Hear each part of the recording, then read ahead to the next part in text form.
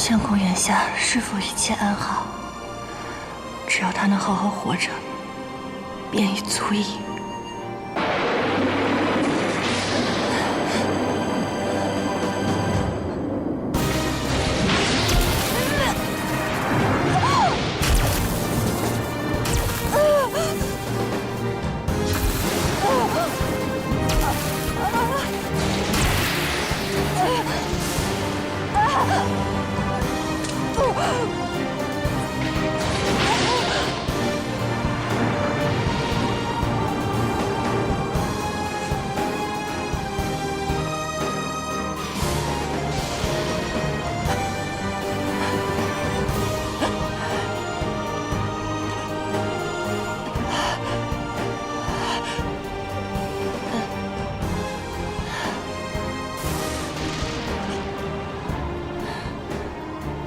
每次我不在，你都弄得自己一身伤，还疼吗？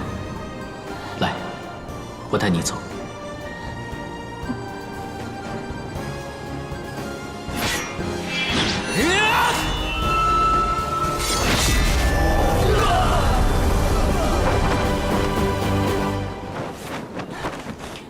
我带你回家。我不能走，天规严明。雷行我还没有说完呢。这一次，你不能再忤逆了。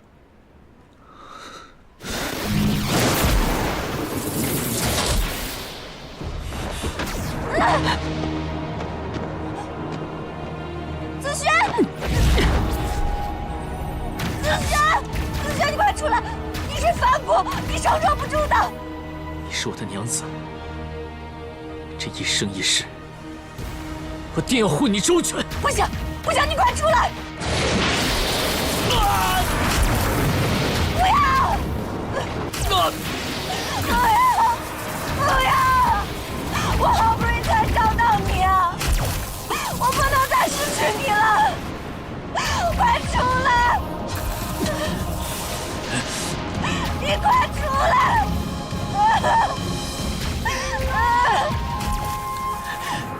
傻小白，你从来就没有失去过我。这千年来，我一直都在等你。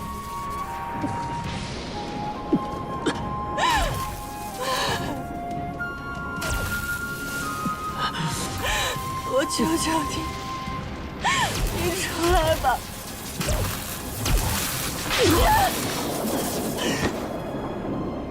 你出来呀！你出来！你要是死了，我去哪儿找你？我去哪儿找你啊？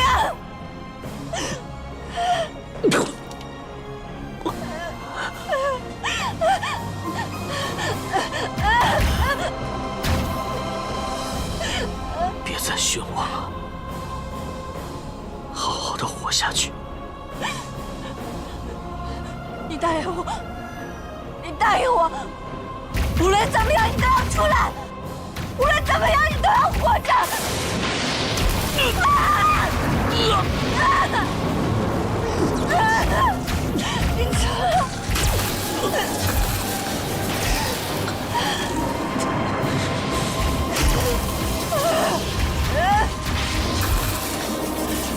子轩，子轩！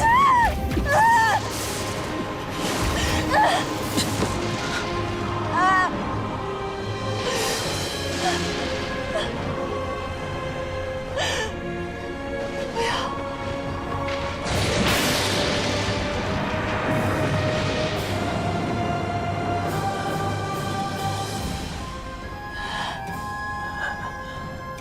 你撑不过第3道天雷的，梵谷只能承受2道天雷。如果第3道天雷再劈下来的话，你就必死无疑了。我求求你，我求求你出来！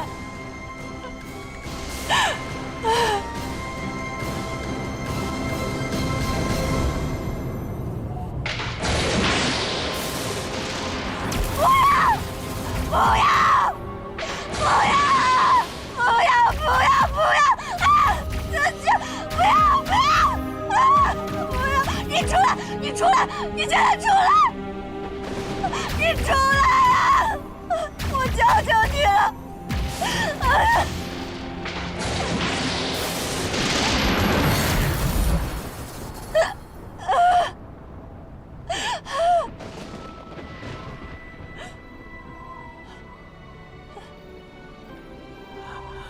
子轩，子轩。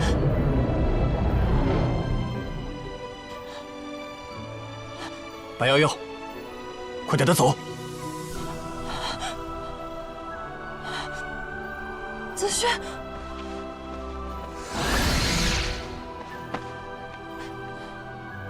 子轩，子轩，你醒一醒，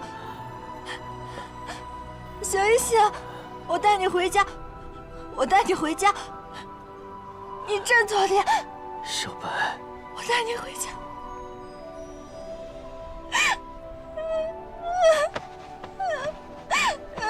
你醒一醒，我带你回家，我带你回家。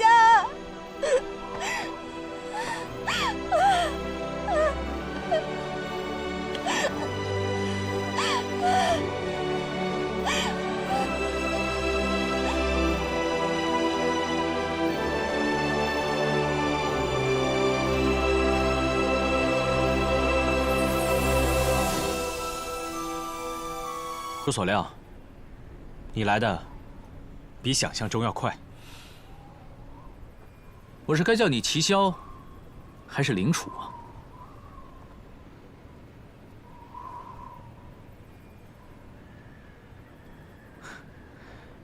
你若是许宣，我便是齐萧。你终究还是来了。我本以为你不会来的。我可以不来。但是为了你，不得不来。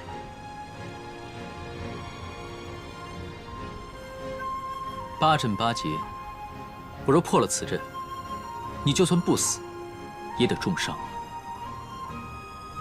若非如此，拿什么拦你？你该知道的，纵有千般的不舍，万种的不愿，今日这阵，我也非破不可。我等了那么久，就当是完成1000年前未完成的那一战吧。看来你是要逼我出手了。在凡间受了你不少欺负，不如今日一次讨回。你替小白挡了那2道天雷，我本该好好谢谢你的。但眼下看来，这个人情只能先欠着了。那2道天雷，就当是我还了你的草药。咱们从此以后，两不相欠。不管是从前还是现在，你处处帮我，我欠你的实在太多了。今日之战，虽非我愿，但也避无可避。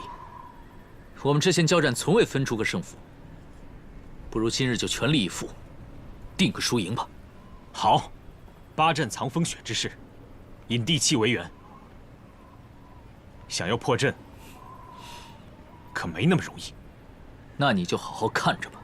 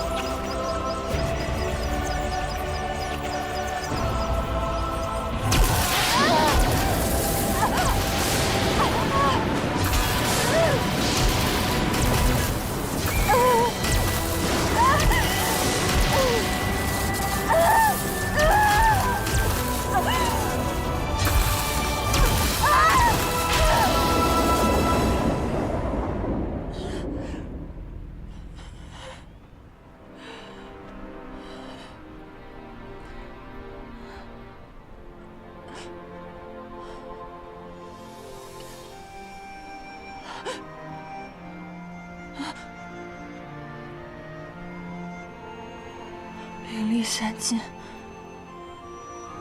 灵出不稳，最多只能挡下一道天雷。难道真的要命丧于此了吗？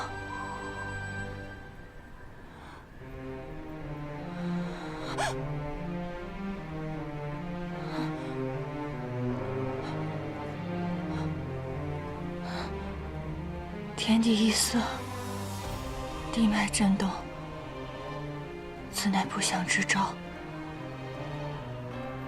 山下发生了何事，引起如此巨大变动？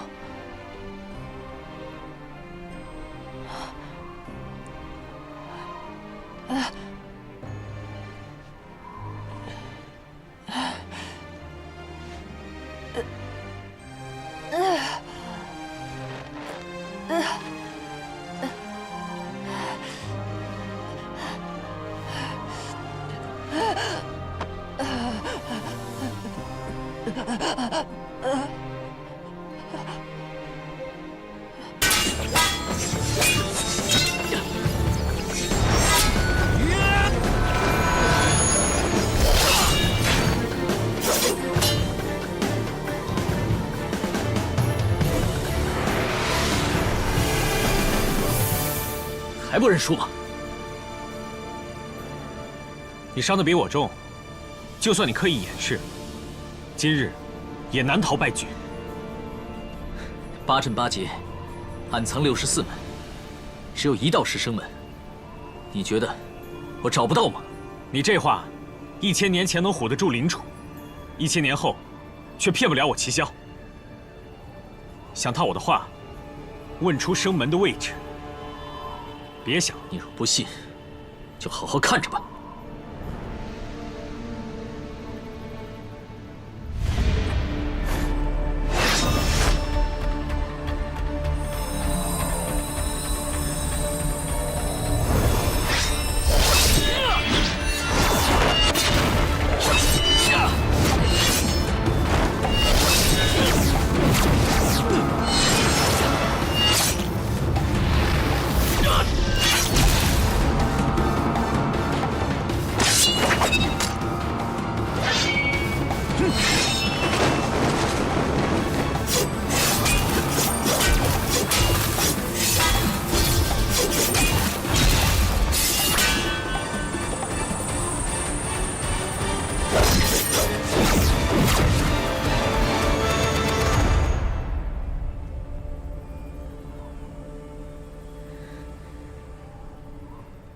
你甘受反噬，故意留下最后一道阵眼，是担心我？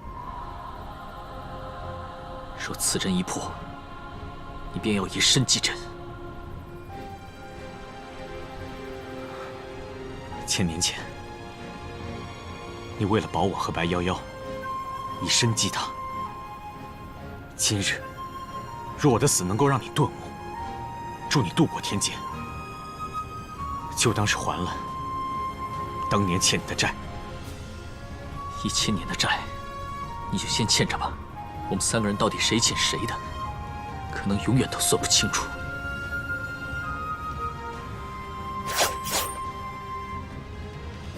我输了，你走吧。白夭夭就被关在雪山之巅，沿着前方的通天道一路往前走，便能找到他。剩下的天雷，你打算亲自替他承担？白夭夭这一世的苦和劫，我都要替他承受。当初，若我狠下心，将小白蛇斩杀当场，如今的你我，是否依旧屹立九溪峰顶，持剑论道？无需经历这么多磨难，是我连累了你。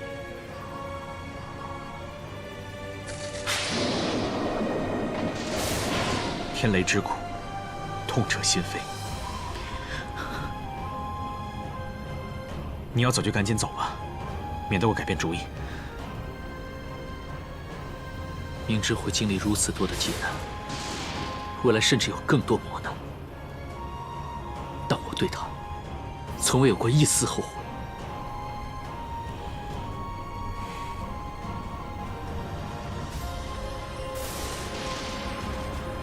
九重天律法森严，救下他，你该清楚自己只有一条路可以走。自然清楚不过，但我愿承受。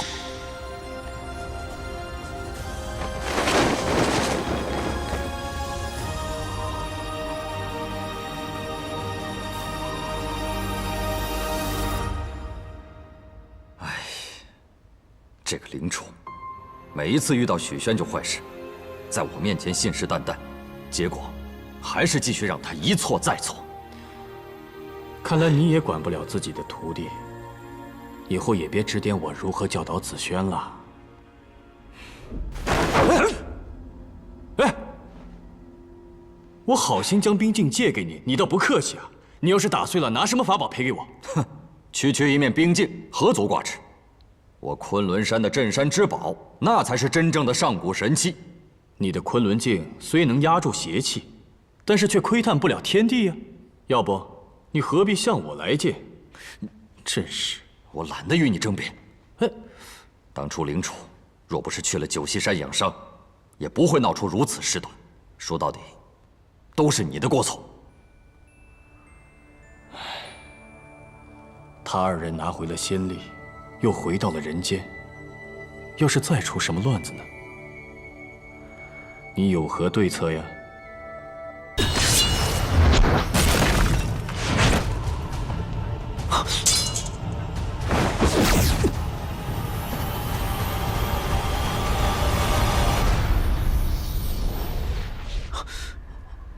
小白，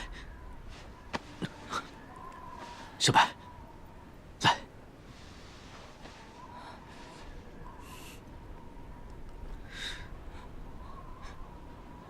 你怎么来了？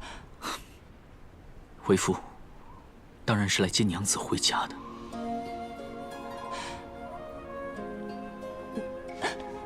你现在应该已经忘了我了，应该什么都不记得了。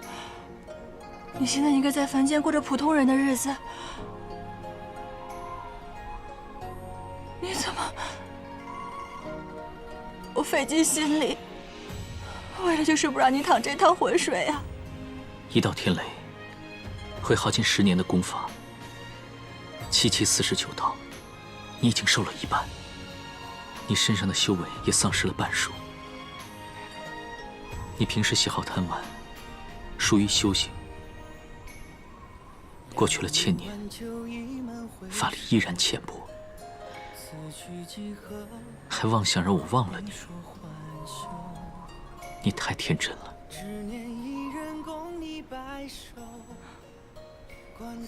子轩，是你吗？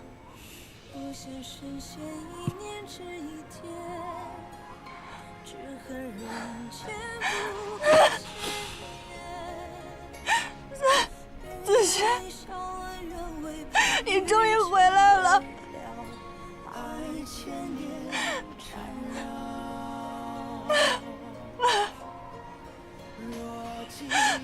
我终于找到你了，子轩，我好想你，你终于回来了。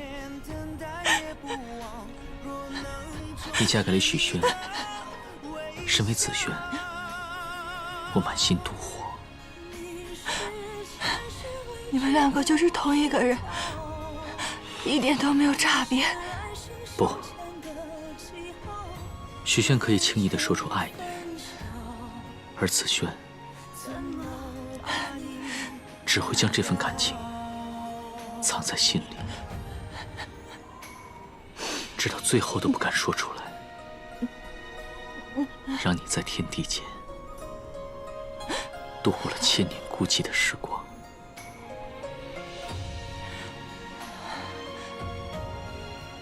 子轩，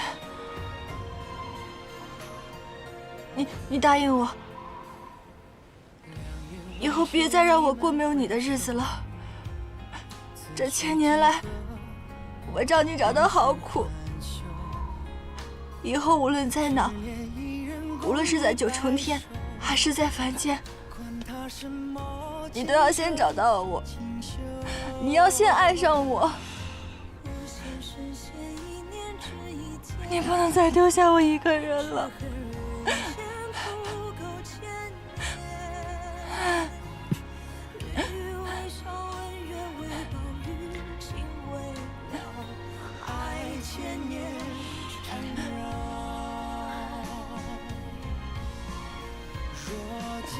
小白长大了，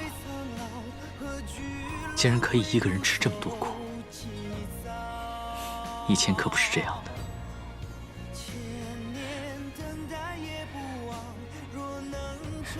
和没有你的日子相比，这点根本不值得一提。这1000年来，你是怎么过的？以后再也不会了。以后我们要相依相守在一起。我要带你去看我看过的风景，走我走过的路，永远不要再分开了，好吗？好，这可是你答应我的，绝不能反悔。现在带你回家吧。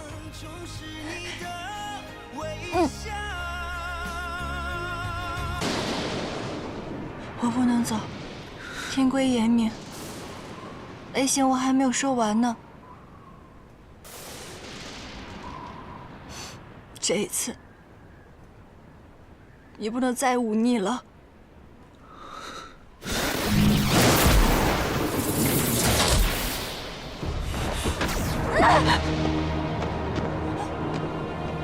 子轩，你快出来！你是反骨，你承受不住的。你是我的娘子，这一生一世，我定要护你周全。不行，你快出来！不要！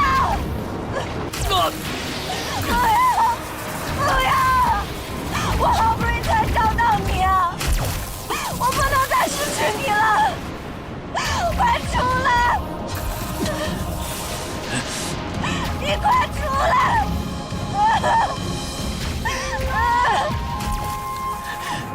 傻小白，你从来就没有失去过我。这1000年来，我一直都在等你。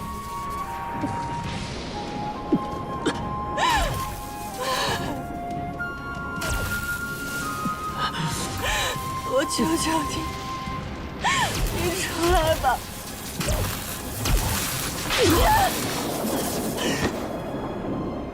你出来呀！你出来！你要是死了，我去哪儿找你？我去哪儿找你啊？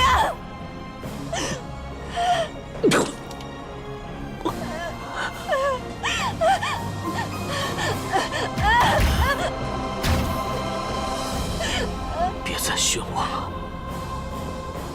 好好的活下去。你答应我，你答应我，无论怎么样你都要出来，无论怎么样你都要活着。你出来！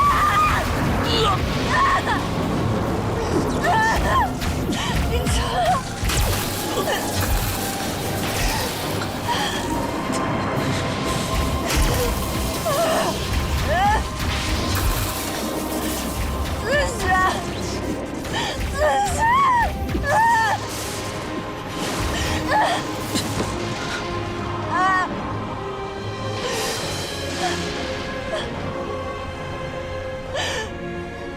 不要！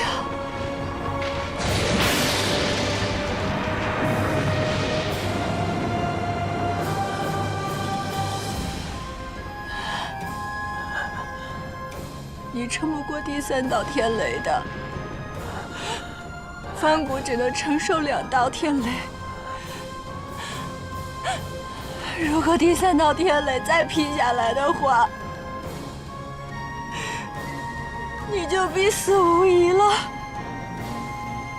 我求求你，我求求你出来！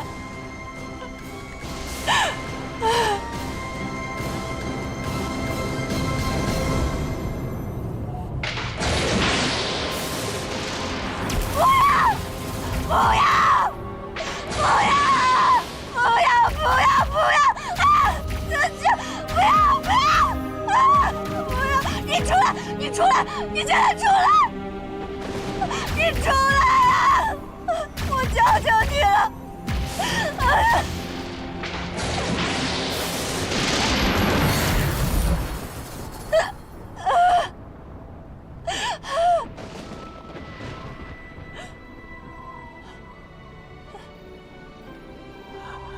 子轩，子轩，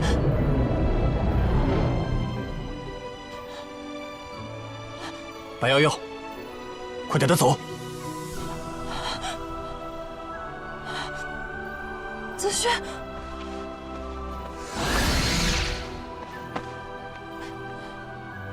子轩，子轩，你醒一醒，醒一醒！我带你回家，我带你回家。你振作点，小白，我带你回家。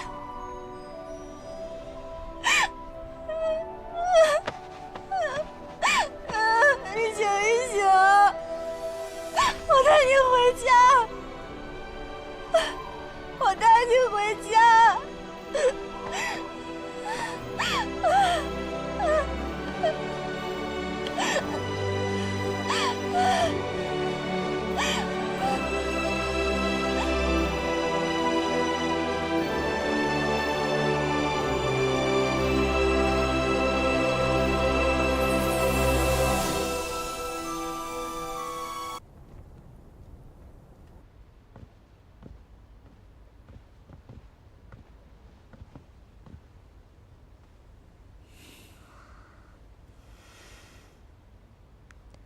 看到你现在的样子，好像这千年的时光毫无改变。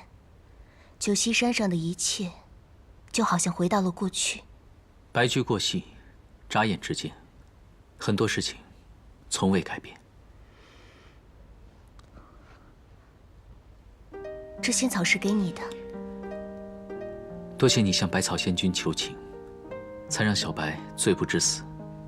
请你转告仙君，日后若有机会，我定亲自上蓬莱仙山向他请罪。仙君之所以没有继续追究，看的可不只是我的面子。听说骊山圣母也出面为他求情了。仙君惜花木如命，更是将仙草视如己出。若不是你与他早有仙缘，看在你的面子上，才轻放了小白。要不然以他的个性，肯定不可能网开一面的。可我与百草仙君并不相识啊。这其中的机缘巧合，日后你便会明白。这些仙草可以让小白恢复体力，赶紧拿回去给他用吧。多谢美意。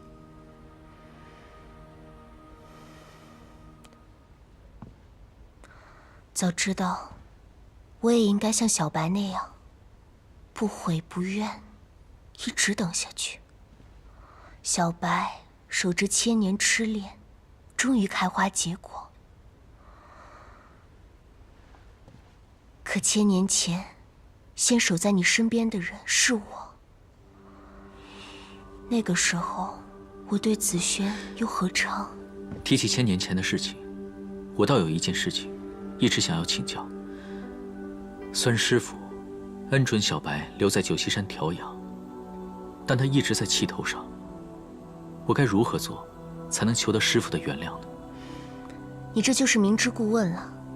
青帝虽然表面不说，但暗地里对你关怀有加，绝没有半点怨言。是我伤了师父的心呢。你去了凡间，他日夜牵挂，冰镜更是从不离身，害怕你有半点不测。你以为你误入药师宫是机缘巧合，其实都是青帝暗中安排，为此差点与司命大动干戈。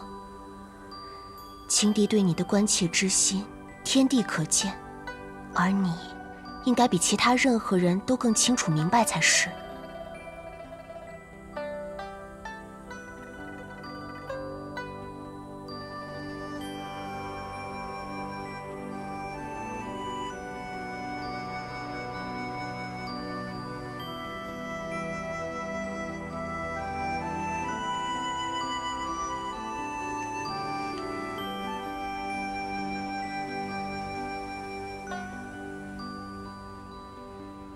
子轩，小白，你刚刚服了药，好好休息一下，这样对身体有好处。这是你的房间。我们现在在九旗山吗？怎么，不喜欢吗？好疼。你这毛手毛脚、喜欢乱动的毛病，我看不管给你多少时间，你都改不了了。这个地方，以前每日我都帮你研墨，你手把着手教我读书识字。就是在这个屋子里，我们两个一待就是一天，太熟悉了，仿佛就像昨天的事情一样。可惜的是啊，当时我想让你好好的练字念书，实在是一件不容易的事。我当时不知道珍惜，现在回想起来，那段日子，竟是我一生中最幸福的时光。我怎么记得，当时有人为了逃避背书，不惜变回小白蛇，偷偷的躲进了山洞里，等到肚子实在饿得不行了，才哭着跑回来啊。我那个时候觉得读书实在太难了，后来我没有想到，做人居然更难。总之那个时候是我太年轻不懂事了，我没能好好珍惜跟你在一起的日子，与你共度人生。亡羊补牢，犹未晚矣。子轩，你现在带我去看九旗山好不好？急什么？九旗山又不会跑。待你把伤养好了，咱们有大把的时间一起共享山河的。不，我一刻都等不及了，我现在就想去看。我想了千年，等了千年，我现在终于能跟你重回到九旗山了。你带我去看看吧，我想把九旗山全部都看个遍，好不好？好不好嘛？带我去看看吧。好，都依你。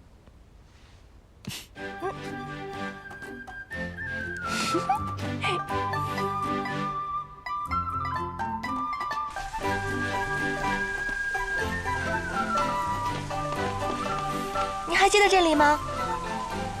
怎么会不记得？当时水里突然钻出你这么一条冒冒失失的蛇妖，我差点当场斩了你呢。我还记得你那个时候就坐在这里，你在这里打坐。我当时还是一条小白蛇，我看了你一眼，然后我就溜进去玩了。没有想到，等我再睁开眼的时候，我就变成人形了。该不会那个时候你是为了急着见我，才学会变化的吧？我连做梦都想变成人。我想有2条可以走路的双腿，我还想说话，可以说出悦耳动听的声音。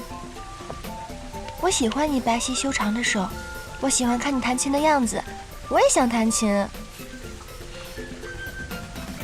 那个时候在温泉这儿，你就已经对我一见钟情了。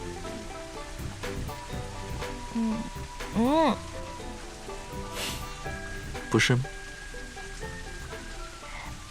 其实，在我还是一条小白蛇的时候，我就已经喜欢上你了。我在凡间的时候不是教过你吗？做人呢，还是矜持一点好。你这个人，法力跟技艺全都拿回来了，可这个性怎么回不来了？说话一点也不留口德。子轩的个性温文，有的时候太过于古板了。对付你啊，还是许宣比较合适。哼！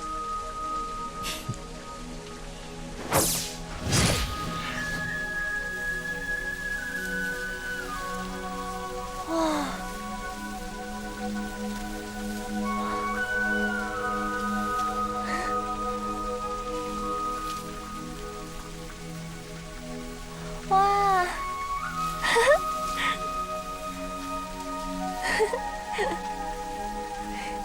好美啊！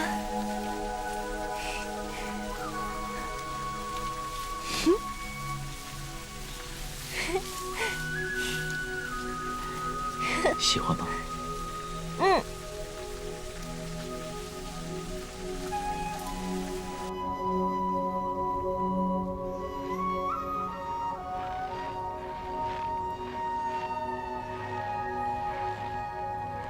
你知道吗？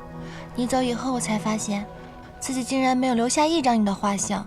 可是每次我分明都抹好了墨，拿起了笔，就在这梅树下静静地看着你。可是为何我还是画不好呢？知道为什么吗？为什么？你每次都是一直盯着我看，一直也不下笔，最后只能不了了之了。可是，那为什么你画我就能画好呢？因为我的定力比你高。哦，而且，你的姿色一般，论容貌，你可比我差远了。嗯。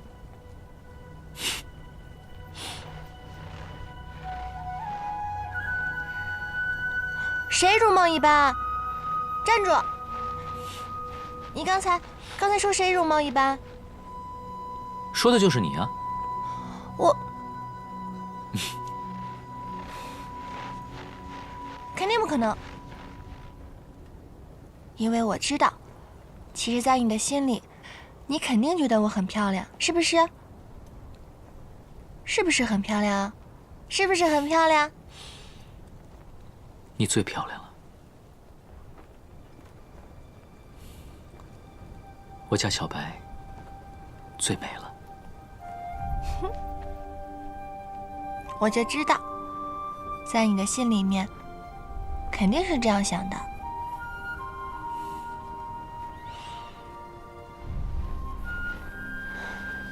又来到我们第一次相遇的地方了，你还记得吗？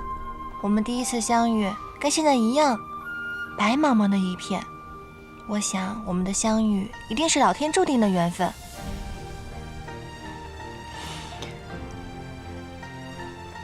我记得你当时饥肠辘辘的，为了吃到蟠桃，迷了路才走到这里。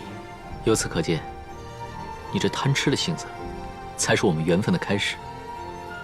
好啊，那我这个贪吃的性子可要保持一辈子。这样的话，我们的缘分就能一辈子了。我突然想到了，那个时候我想逃出九溪山，齐萧就是在这里拦住我的。当他一剑刺向我的时候，我差点就一命呜呼了，实在是狼狈死了。不过现在的我和那个时候可不一样了，现在的我一点也不怕他了。如果当初取了你的蛇心，小白，许宣早该渡劫成香了，哪还轮得到你在这感怀身世？哼！你如果再敢欺负我家娘子，我可要成百倍、成千倍的讨回了。半句玩笑都开不得了啊！咱们俩认识多少年，你倒好，全然不顾兄弟之情。不顾？小白，还是我们姐妹情深。你看看他们俩，一见面就吵起来了。小青、齐萧，这次谢谢你们替我求情。天雷之行，刻骨刺心。你们替我挡下天雷，这份情我会记在心里一辈子的。你可记住了，天雷之行是我一个人替你挡下的，要不是为了他，我才懒得管你呢。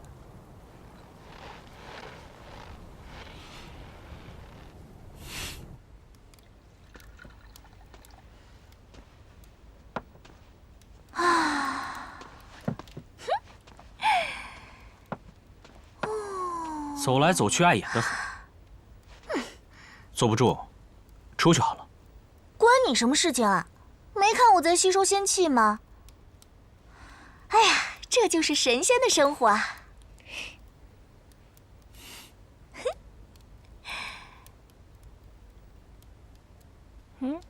怎么了，小青？小白，嗯，我在看许宣啊。也不知道是不是九溪山的缘故，我怎么觉着他浑身笼罩着仙气呀？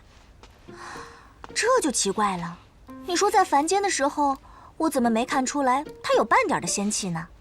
你还记不记得，他做药师公公上的时候，那个架子摆得那么大，说话呀尖酸刻薄。尝尝吧，你们蛇应该都爱吃这些，这是九溪山的特产，多吃一点，说不定啊，还能早日成仙呢。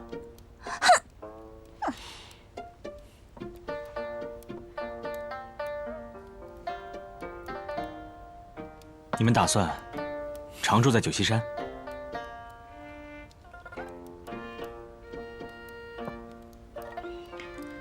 九溪山容不下娘子，师父也不同意我跟娘子的婚事。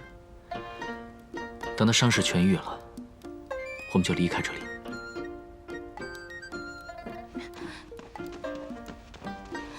小白，那你离开九溪山，去哪里啊？你忘了我们在人间还有一个家呢。对啊，那我们一起回家，过着逍遥自在、幸福的生活。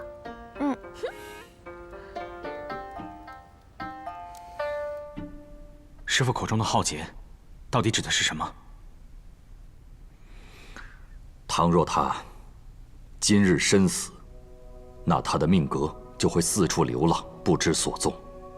倘若被妖族所得，别说是你跟许宣，就连这九重天也难以幸免啊！真有那么严重？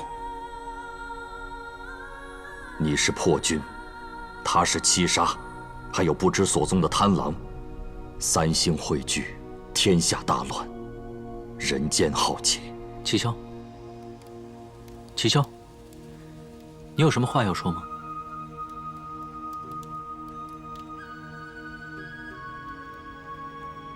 还是等你师父同你说吧。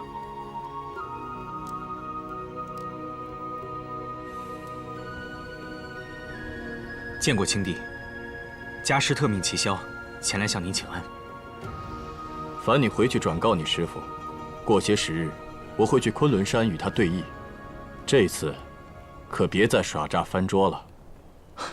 好。其实齐萧此行也是来告别的。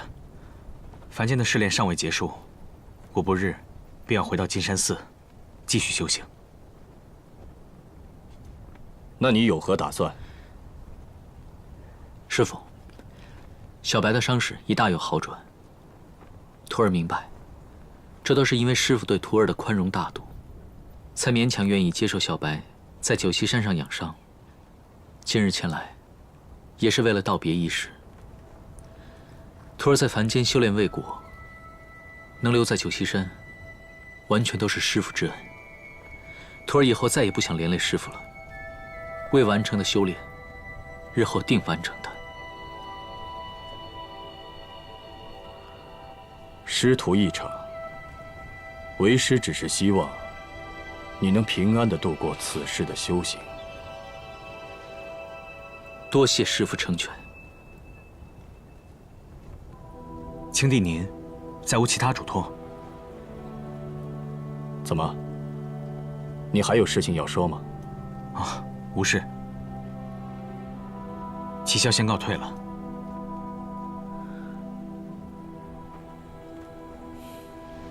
师父，徒儿就此拜别，希望师父保重。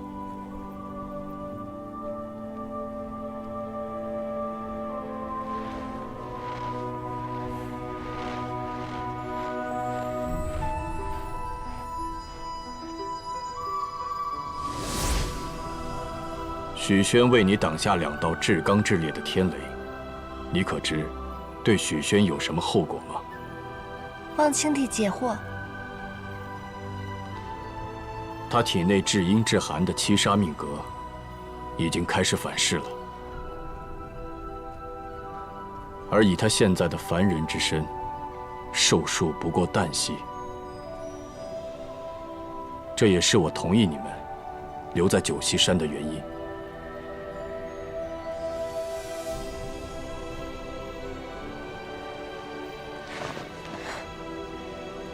青帝，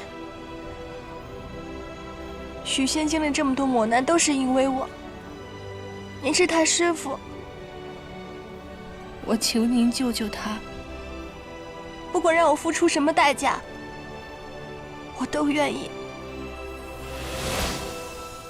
若他生来为君命格，若你此生不入妖道，你们倒是一对天成佳偶。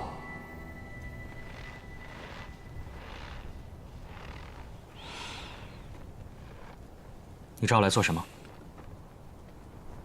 师父瞒着我，你也瞒着我吗？青帝真的什么都没告诉你？你知道什么？尽管说出来。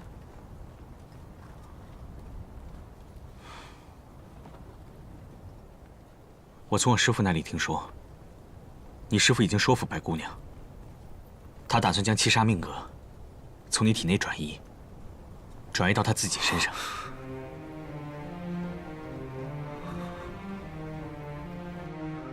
子轩，你现在带我去看九岐山好不好？急什么呀？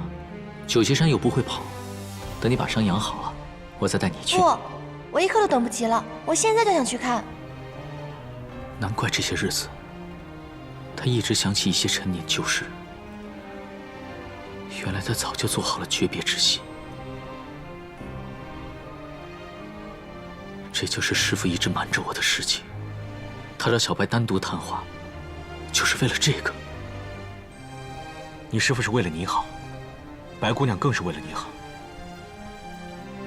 他意图扭转天命，日后必遭大劫呀！他为了你执意如此，非要与天一搏。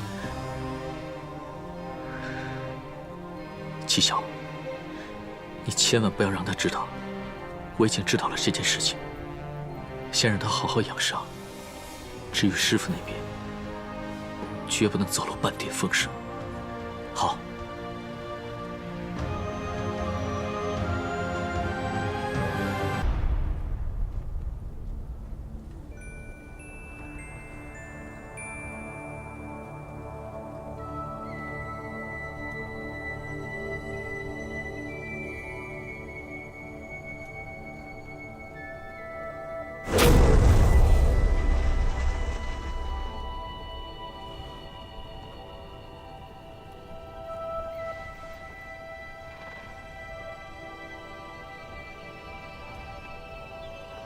这一局该如何才能破解？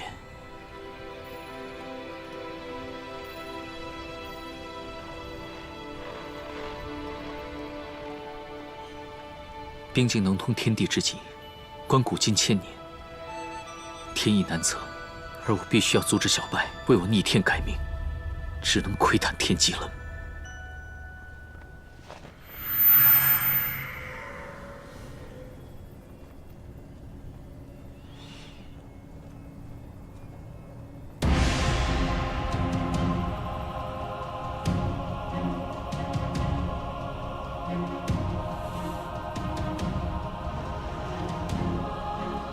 承载七杀，必会永处黑暗，生不如死。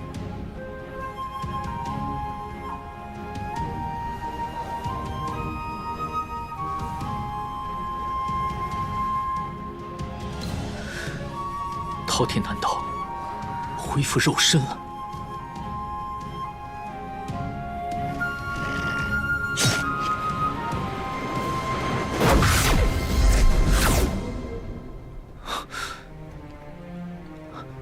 师父，我早就该猜到，你不会轻易放弃。你妄图窥探虚空，难道不明白天机不可泄露的道理吗？当初绞杀饕餮，我与齐萧并不记得过去的种种。当时我们法力有限，竟被他设计蒙骗了过去。虽然过后发现了他的身影，但我一介凡身，却是无能为力。如今终于拿回了仙力，不能看着他肆意妄为了。天意难违。当初我以身祭他，用自己的元神设下了封印，才能镇住蛟龙。如今饕餮卷土重来，必定有备而来。你熄灭了聚魂灯的灯芯，才勉强恢复了记忆。所以你的法力不能完全恢复。况且，你的凡胎肉体承受天雷后，七杀已经反噬了。师父，但我不能坐视不理，任由他危害人间呐！你。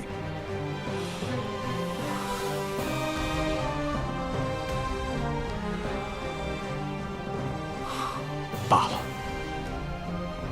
看来你与饕餮的千年恩怨，终究也该了结了。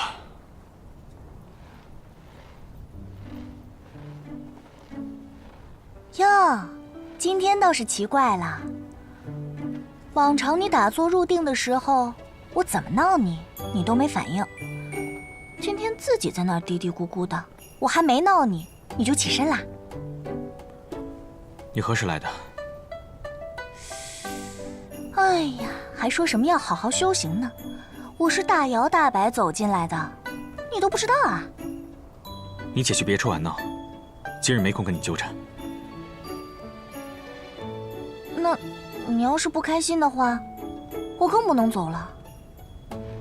哎，你有什么不开心的事情，跟我说，让我开心开心。嘿。 你又不是人，怎么会知道人的想法？切，旁人的想法我才不在乎呢。不过你的想法，我都懂。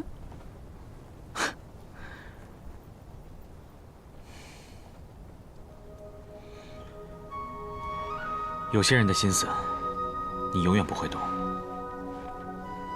他对他用情至深，绝对不会坐以待毙。 可究竟该如何做，才能破解这一局？任他智计无双，怕是也没有办法。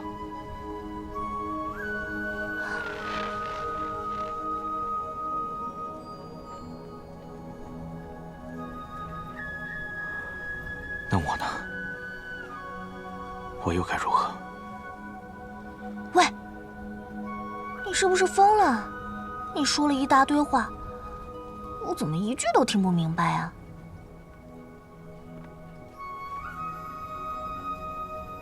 我明白了，定是与你这条小青蛇在一起久了，我才变得如此蠢笨。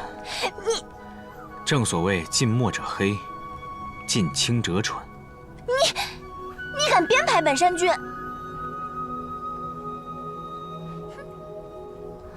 哦。 我差点忘了，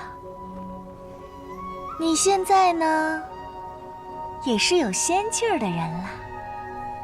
你说，我咬掉你几块肉，我是不是也能马上得道成仙啊？大胆妖孽！明日我们便要回到凡间，你且去你的山头上好生修炼。以你的资质，说不定再过万年，你也能得道成仙。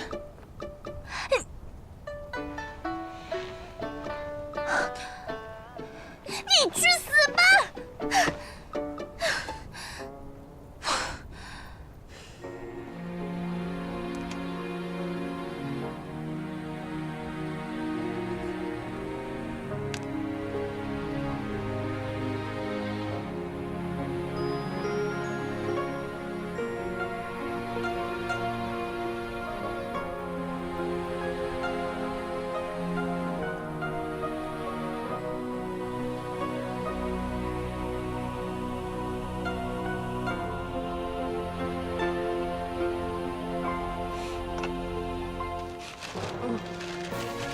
你干嘛一直乱动啊？一直乱动，我都画不好了。你就在那儿好好站着，你好好站着，我才能画好。我再给你一次机会，好好的将我画下来。记住了，别再总是盯着我看了。再发呆的话，以后就没人帮你了。去，我跟之前大不相同了。你等着便是了。别动啊，开始画了。这样的日子还能继续多久呢？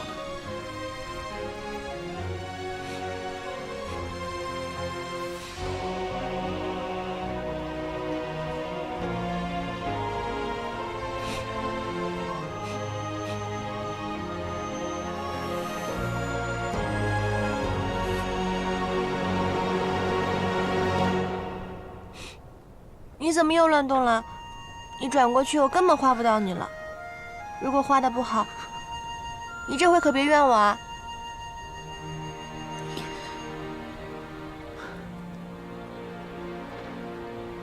没事，你继续画吧。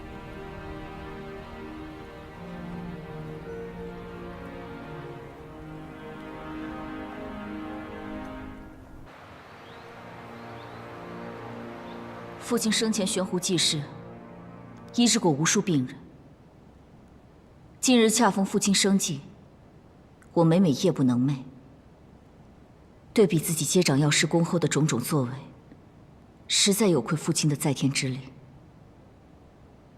所以决定从今日起，30日为限，凡是入宫求医者，分文不取，以此延续父亲的精神，也算是对天下。对我自己的一份承诺。我们该怎么生活啊？大小姐，药师宫自立宫之始，从未与外物有太多牵扯。我段阳宗，更是因为身怀毒经，而不被世人所接受。眼下广开宫门，救治病患，未免有些不妥呀。段阳宗深受世人误解，正是因为跟外界接触太少。况且药师宫立功以来，济世救人，何必在乎这些？大小姐此举饱含仁义之心，我等钦佩不已。只是这一诊的时限可否缩短些许？这30日的开销不在小数目，我只是担心账房方面不堪重负，反倒……宋师兄无需多虑，关于开销方面的应对，我早有准备。届时城中各大药商都会鼎力相助。可是师兄，过几日便是我掌管药师宫以来第一次为父亲祭扫。我的这份苦心，希望你能够理解。宋师兄，大小姐做的这是好事啊，咱们应该尽力支持才是。大家说是不是？是啊，大小姐此举仁义，我们听大小姐的。是大小姐做的对，是大小姐做的对，没错。药师宫上下一心，定能办好此次义诊。冷凝在此，谢过大家了。小白，你真的要离开这九溪山啊？这可是神仙的洞府，你若留在这儿修炼的话，定能早日成仙。怎么？难道你想留在这里不成？我才不想留在这儿呢。这九溪山虽好，可是哪有在凡间逍遥自在啊？我宁愿留在凡间当一个小小的山君。哎，我呀，也不愿留在这里看那个青帝的脸色。既然如此，还不赶紧过来帮我收拾？等收拾完了，咱们就去人间。真的？那今天就走。等相公跟青帝辞行以后，我们就离开。太好了，终于能回家了。小白，哎呦，小白，那个齐萧同我们一起走吗？齐萧，我不知道啊，白帝那边也没有传来什么消息。不过，如果你想知道的话，干嘛不亲自去问问他呢？我才不想知道呢，我也不会去问他。哦，真的不想去问吗？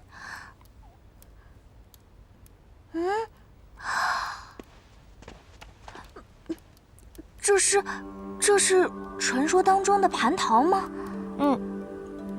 我听人家说，若是凡人吃了，可以长生不老；若是修仙之人有幸吃了，可增1000年功力。小白，你在骊山修行，见过真正的蟠桃吗？我不但见过，而且我还吃过呢。你吃过？吃过王母娘娘的蟠桃？你什么时候吃过的呀？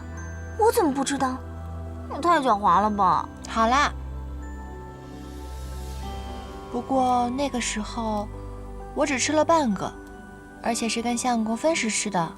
当时我刚化成人形不久，尚不知天高地厚，差点因为蟠桃送了命。啊！真的只吃了一半吗？难道是我记错了？我怎么记得我只吃了一口，剩下的不知道跑到谁的腹中去了。那不是我逼你的，当然是你心甘情愿的，不是吗？娘子所言极是，是我心甘情愿的。哼，哼，嘿嘿。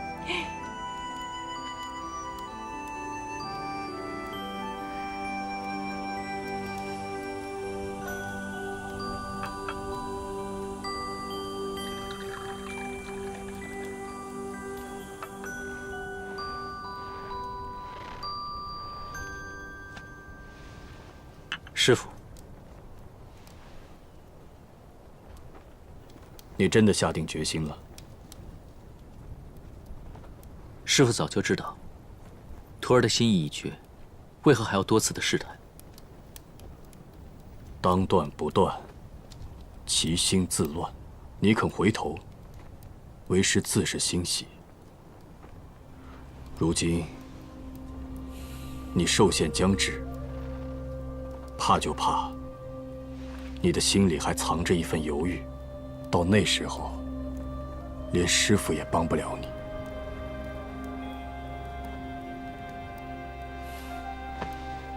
师父，徒儿承诺过的事情，从来不后悔。只要送他这3件礼物，徒儿便一心的修仙，还望师父成全。